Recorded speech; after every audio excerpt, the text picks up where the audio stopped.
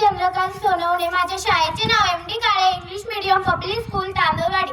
मी इयत्ता 5वीची विद्यार्थिनी. एक विचार स्वराज्याचा अन पेटल्या लाखो मशाली, एक विचार स्वराज्याचा अन पेटल्या लाखो मशाली. अवघ्या महाराष्ट्राची ऊर्जा म्हणजे छत्रपती शिवरायांची माऊली, अवघ्या महाराष्ट्राची ऊर्जा म्हणजे छत्रपती शिवरायांची माऊली. ज्यांनी मराठ्यांच्या रक्तात स्वाभिमान जागवला, ज्यांनी स्वराज्याचे स्वप्न पाहिले व ते स्वप्न सत्यात उतरवण्यासाठी अविरत प्रयत्न केले, अशा असणाऱ्या आपल्या राजमाता जिजाऊंची आज जयंती आहे. 12 जानेवारी 1598 साली जिजाऊंचा जन्म झाला. जिजाऊंच्या वडिलांचे नाव लखुजीराव भोसले होते.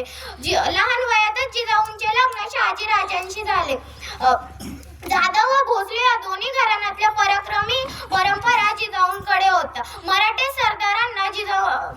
सरदारांना मुघलांच्या दरबारात काहीच किंमत मिळत नव्हती. यामुळे जिजाऊंना नेहमी वाटे की माणसांसाठी राज्य म्हणजे स्वराज्य असायला हवे. यामुळे त्यांचे पुत्र शिवबांना त्यांनी रामायण, महाभारत आणि राम व श्रीकृष्णाच्या पराक्रमी कथा सांगून घडवले. जिजाऊ शिवबांना स्वतःच युद्धनीती शिकवत असत. याच प्रेरणेतून शिवबांनी हिंदवी स्वराज्य स्थापन केले आणि जनतेला मुघलांच्या जाळ्यातून मुक्त केले आणि मराठी अस्तित्व जपला. हे सगळं फक्त जिजाऊंच्या शिक्षणामुळे आणि संस्कारामुळे शक्य झाले. जिजाऊंनी शिवबांना असे संस्कार दिले का शिवबा स्वतःसाठीच नव्हे तर इतरांसाठी जगू लागले, धर्मासाठी लढले. त्याचमुळे आपण छत्रपती शिवाजी महाराजांचे नाव स्वाभिमानाने घेतो.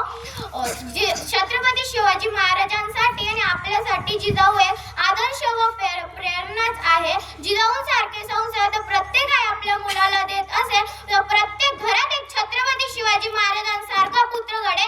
याचमुळे म्हणतात, वाघिणीचा काळीच तिचा वाघ तिच्या पोटी, वाघिणीचा काळीच तिचा वाघ तिच्या पोटी.